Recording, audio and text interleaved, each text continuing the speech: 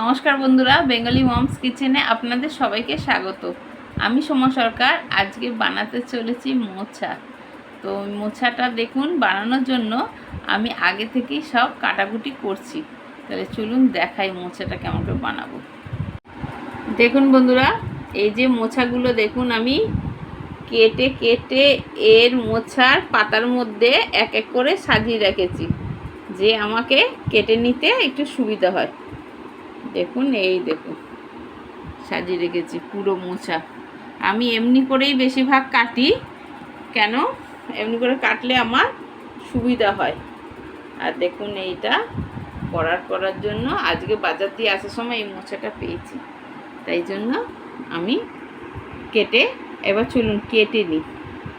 দেখুন বন্ধুরা, আমি মোচাটা কাটবো তার আগে এই যে আমি একবারেই কুকারে এই যে হলুদ আর জল দিয়ে রেখে দিয়েছি, কেন মোচাটাকে তো আমার আধা ঘন্টা ভিজিয়ে রাখতে হবে। আর যদিও বা এটা মিষ্টি মোচা, কিন্তু তাও একটু আধা ঘন্টা ভেজালে ভালো হয়, যাতে কষটা বেরিয়ে যায়। তো আমি একবারে কুকারে জলটা নিয়ে নিয়েছি, কারণ আমি কাটতে থাকবো আর এর মধ্যে দিতে থাকবো, তাহলে আমার বানানোর সময় আরেকটা বাসন করতে হবে না। তাই জন্য আমি একবারেই কুকারে নিয়ে নিয়েছি।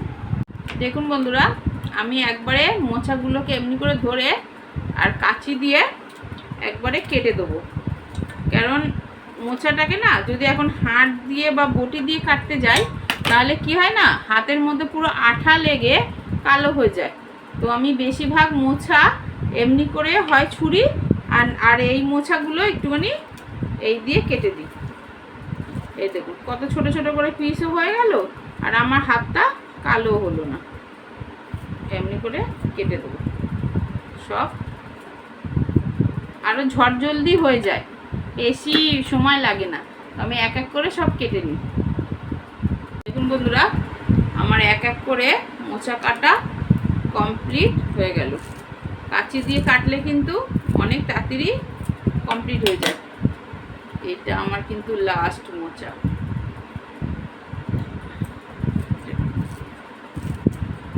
আপনারা অবশ্যই কাঁচি দিয়ে কাটবেন, কারণ যদি কাটেন তাহলে খুব সহজে হয়ে যায়। আগে আমাদের আর এমনি করে নাড়িয়ে দেবেন। দেখুন, আগে আমাদের যখন মোচা রান্না হতো, আমার খুব বিরক্ত লাগতো যে মোচা কাটতে হবে, হাত কালো হবে।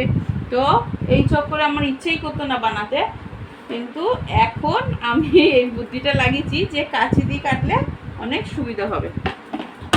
দেখুন, হাতও আমার একটুও কালো হয়নি।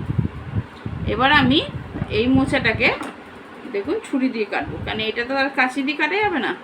তো এটাকে প্রথমে এমনি করে কেটে নেবো, কারণ এটার মধ্যে দিয়ে অনেক রস বেরাবে, তাই জন্য কেটে দেবো এর মুখটা। এবার এইটাকে পিস করে নেব।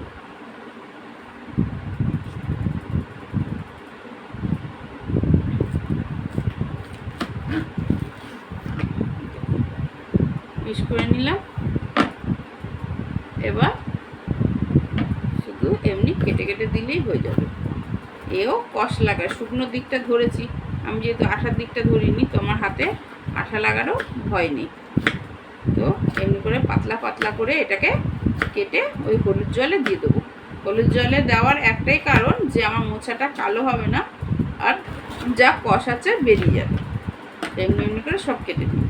দেখুন বন্ধুরা, এই যে আমার মোচাগুলো কেটে আধা ঘন্টা আমি হলুদ জলে ভিজিয়ে রেখেছিলাম, আর সাথে দেখুন এটা ছোলা আমি ভিজিয়ে রেখেছি। আর আমাদের এইটাকে জিরে আর আদা বাটা দেবো, আর লাস্টে ঘি গরম মশলা। তো আমরা এটাকে ভালো করে ধুয়ে এর সাথেই আমরা বসিয়ে নিই। চলুন, কুকারে সিদ্ধ বসাতে হবে। দেখুন বন্ধুরা, আমি এই ছোলাগুলো এর মধ্যেই দিয়ে দেবো, দিয়ে আমি একটু দেবো নুন, কারণ নুন দিয়ে একটু সিদ্ধ করলে ভালো করে এটা মজে যাবে, আর নুনটাও আমার কচুর মধ্যে চলে আসবে। এবার আমি দিচ্ছি, গ্যাস অন করে আমি 3টে সিটি মেরে নেব। দেখুন বন্ধুরা, আমার কড়াই গরম হয়ে গেছে, তো আমি এতে দিয়ে দেবো সাদা তেল দিয়ে দিলাম। এবার দিয়ে দেবো এই যে তেজপাতা, একটু তেজপাতাটাকে গরম হতে দেবো। দেখুন বন্ধুরা, আমার তেলটা গরম হয়ে গেছে। এই দেখুন, এবার এই জিরে, আদা আর কাঁচা লঙ্কা, এই শুকনো লঙ্কা বাটা, আমি বলতে ভুলে রাখছিলাম আপনাদের, আমি 2টো শুকনো লঙ্কা দিলাম, আর দিলাম হলুদ। এই যে হলুদটা আমি আগেই দিয়ে সিদ্ধ করে রেখেছি। এবার মশলা কষানোর সময় অল্প একটু হলুদ দিলাম।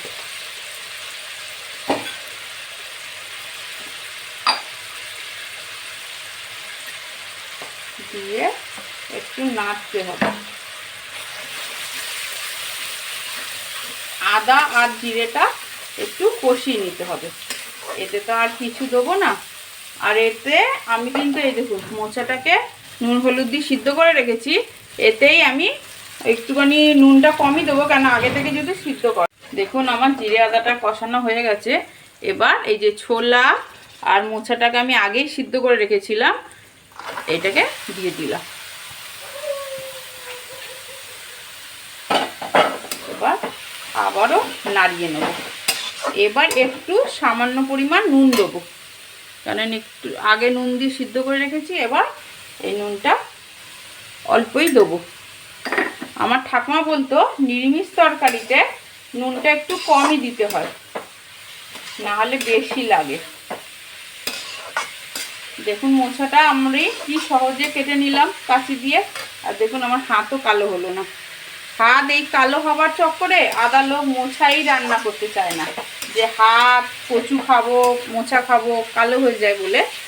কিন্তু কাঁচি দিয়ে এমনি পদ্ধতিতে কাটলে সহজেই হাতও কালো হলো না, আর এত সুন্দর মোছার রেসিপি, মোছাটা খেতে।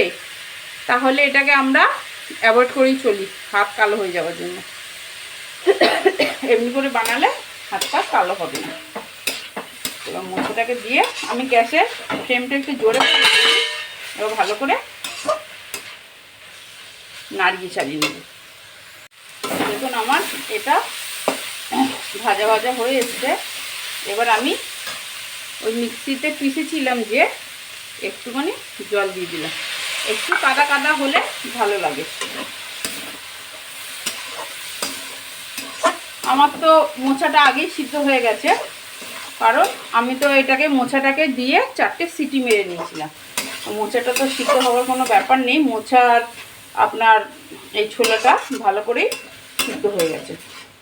তো একটুখানি ফুটতে দেবো, লাস্টে গরম মশলা দিয়ে নামিয়ে দেবো। দেখুন বন্ধুরা, আমার এই মোচার তরকারিটা রেডি। তো কেমন হয়েছে বন্ধুরা বলবেন। আমি গরম মশলাটা দিয়েছি, আমি ঘিটা দিইনি, কারণ আমাদের অনেকে ঘি খায় না, ঘিয়ের গন্ধটা সহ্য হতে পারে না, তাই জন্য আমি ঘিটা অ্যাভয়েড করলাম। নাহলে একটু উপর দিয়ে ঘি দিলে মোচার ঘন্টের স্বাদই কিন্তু বদলে যায়।